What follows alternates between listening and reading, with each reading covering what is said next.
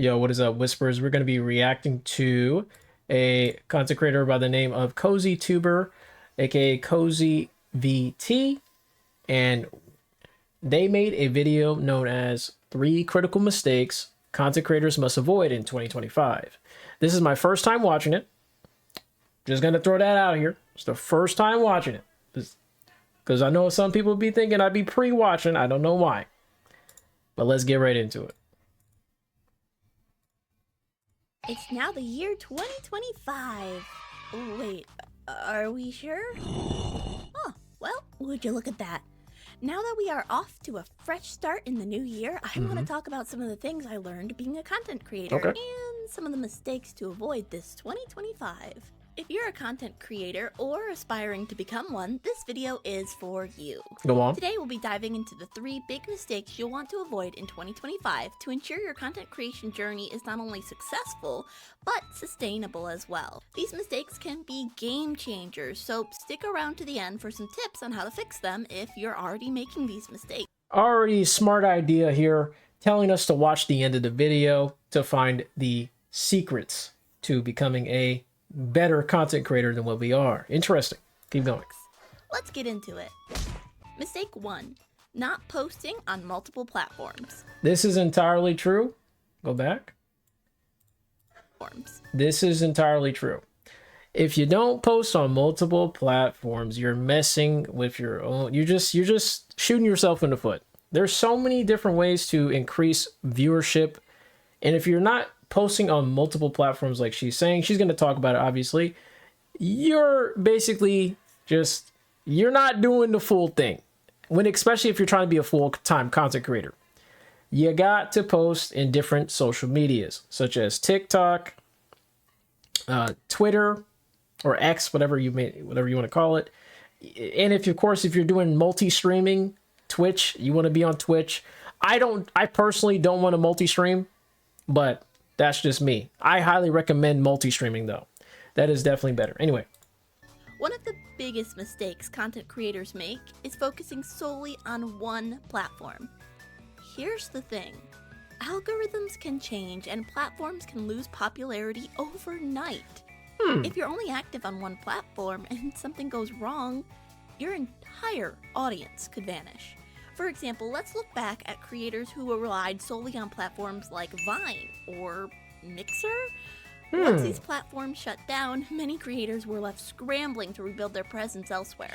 Okay, I see what she's saying now. So she's saying if, let's say, YouTube somehow dies out and you have nowhere else to go, then that's why having multiple platforms is useful. Got it. There's even the possibility that TikTok could be shutting down this month. Exactly. TikTok is actually shutting down for US. I don't know if it's for everybody, but USA is definitely getting shut down. So that's a major problem for those who are on TikTok. I have a lot of TikTok followers myself.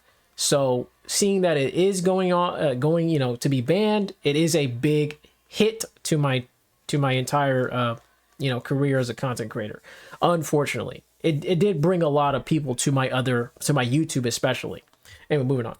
Amplifying your content ensures you're reaching a wider audience and protecting your content from platform-specific risks. Additionally, being present on multiple platforms allows you to connect with different types of audiences. For instance, TikTok for short-form entertainment and YouTube for more long-form stuff. Well, I get what she's saying there, but you can do YouTube Shorts as well. I'm sure she knows this, obviously. It's kind of plainly obvious, but I can see TikTok being considered short form content. You can also make long form content on TikTok as well and be quite successful. It's just, most people do see it as a short form content kind of thing, while YouTube is more of a long form content kind of thing. So yeah, I see what she's saying there. Anyway, moving on. Leveraging these platforms helps you grow. Heck, I have people pop into my Twitch streams after seeing my YouTube content. By the way, that always makes me super excited, and I really appreciate everyone popping in to come say hi. An easy way to fix this. Smart move she just did there, telling people to go and watch her on Twitch. Smart idea during the video. You should probably be, if you're like a new content creator, you should be definitely following what she just said, because you should be doing that in your videos. You'd be like, hey guys, check me out on the stream. you know, I'm streaming on twitch.tv/Valio or something, which I don't do, by the way. I don't do that. But just an example. I do stream, however, on YouTube. I stream every single day on YouTube. Hit me up 6 p.m. to 10 p.m. EST usually, sometimes even more than that. Anyway, moving on. Without having to make more and more content would be to repurpose your content. If you stream, you could make shorter clips for Cute. TikTok, Instagram Reels, or YouTube Shorts.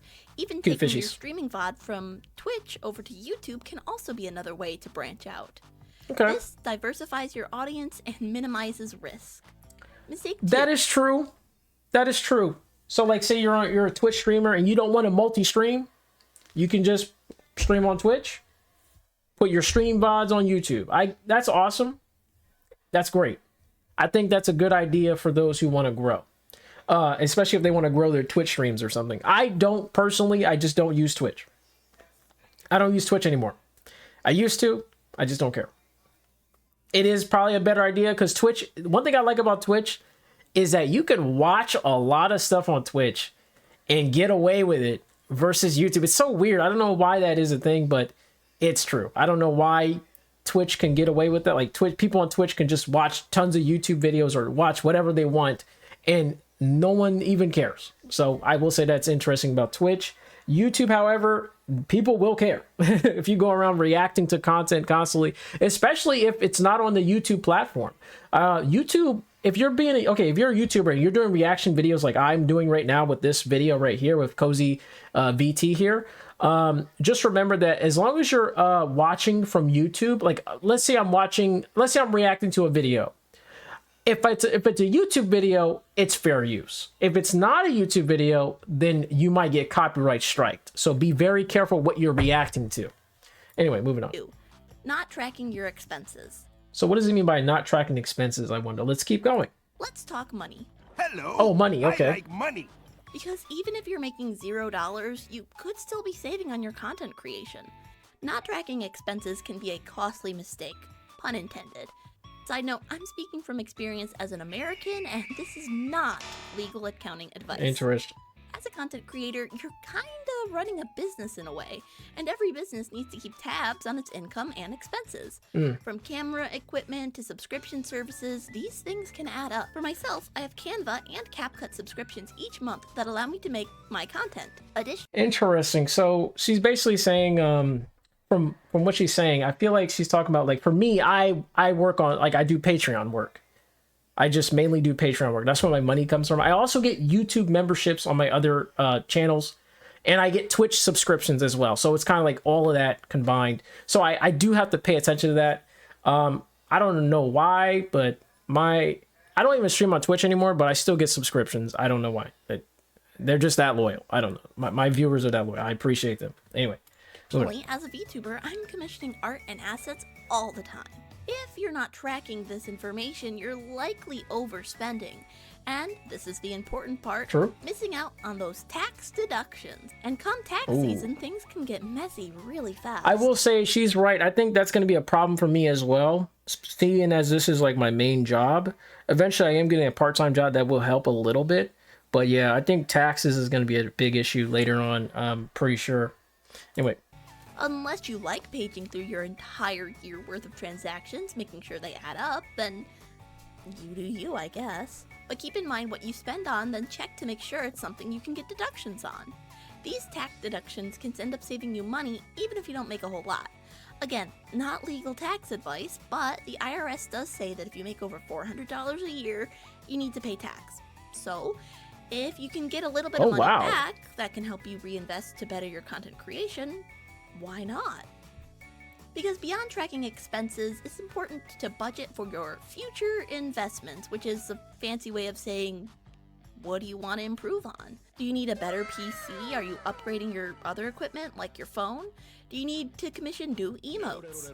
Having a clear financial plan helps you stay ahead and plan for those events. Even if you have an outside job funding your creation passion, budgets can be immensely helpful. Yeah. Here's a tip. Use tools like Notion or even a simple spreadsheet like Google Sheets to log your expenses weekly or even monthly. Oh my goodness, you got to use... Okay. I think if you're really serious about content creation, I could see using Google Sheets for your expenses. Let's say you do like, you know, use anything or buy anything in particular, you got to know what you're spending on. At least know exactly what you're spending on for your equipment and things like that. I see.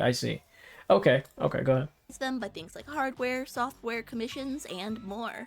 Also, regularly review your subscriptions and reoccurring payments. Are you still using that editing software or premium service? Did you let a free trial go a little too long? Cancel what you don't need and reinvest that money into tools or services that align with your current goals.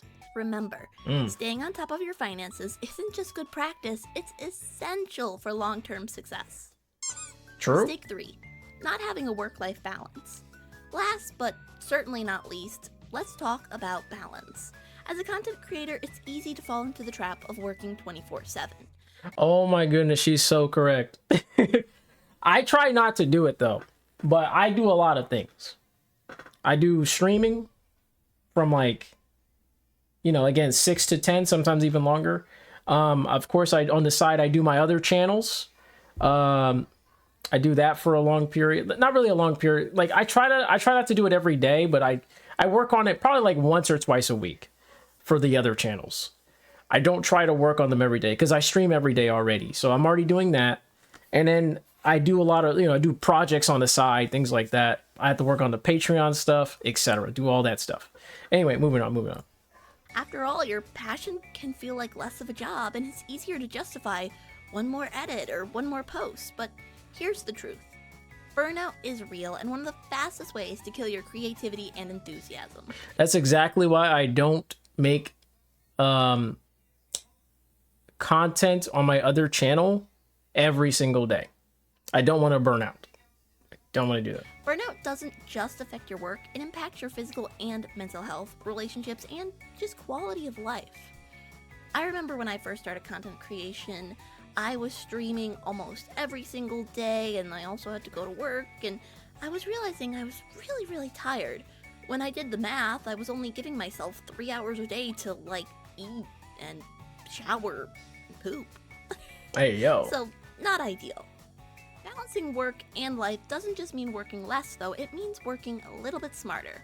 Plan your days and weeks to include time for breaks, hobbies, and other social interactions. True. Learn to say no to projects that just don't align with your goals or values. The tip for fixing this is to set boundaries. Schedule your content creation so you know what you have time to do. This could be a stream schedule or blocks of time you know you'll be able to work on things. See, that's exactly why I started to do a stream schedule. Back, I think like last week, I didn't have a stream schedule at all. Like I just made a stream schedule last week. And oh my goodness, before that, I was streaming on I was just streaming like not really any time. I still streamed around the afternoon, evening, but I just kind of just streamed when I felt like it. And sometimes I didn't even stream because I just didn't feel like I had to, really care about that. But yeah, nowadays I'm streaming at the same time and now I'm getting more consistent views. Not all the time. It depends on the titles that I make or whatever. It depends on the stream. I don't know. Sometimes I don't get views. Sometimes I get views. It just depends. But yeah, for the most part, consistency is definitely key. That's all I have to say about that. Dedicating a time then to unplug from your screens, connect with friends or hobbies outside of content creation. After all, a rested mind is a creative mind. If you struggle with stepping away, you could use tools like time trackers or productivity apps to ensure you're staying efficient during your work hours and truly actually resting during your downtime. Okay. So there you have it. The 3 biggest mistakes to avoid in 2025 as a content creator. Not posting on multiple platforms, not tracking expenses, and having a work-life balance. If you found this video helpful, give it a thumbs up and don't forget to subscribe for more tips and strategy for content creators. Let me know in the comments which of these mistakes you're struggling with, or if you have any other tips to add. Well, that's all for now. I'll see you later. Bye-bye. Meow. Now, one thing I'm interested in the beginning, she said something about sticking around for something. I think. Here, I want to talk about some of the things I learned being a content creator and some of the mistakes to avoid this 2025. If you're a content creator or aspiring to become one, this video is not only successful, but sustainable as well. These mistakes can be game changers, so stick around to the end for some tips on how to fix them if you're already making these mistakes. Okay, I get it. She's just saying you should stick around to watch the entire video so that you don't miss out on anything. Very smart, actually. This is why this video is so good. It's because she told you to stick around because you don't want to miss a single bit of the information she just gave. So she basically got your attention by using this method. That's a smart idea. That's a good idea. I might use that technique. That's cool. That's good. Anyway, guys, I think that's about does it for this video. Hopefully you enjoyed. Again, shout outs to CozyVT for the video that she made. Appreciate it. Definitely watch her video, please. I should have said that you guys should have watched her video first before before watching my reaction to it. Sorry about that. But next time I'll do that for my next videos. Excuse me for that.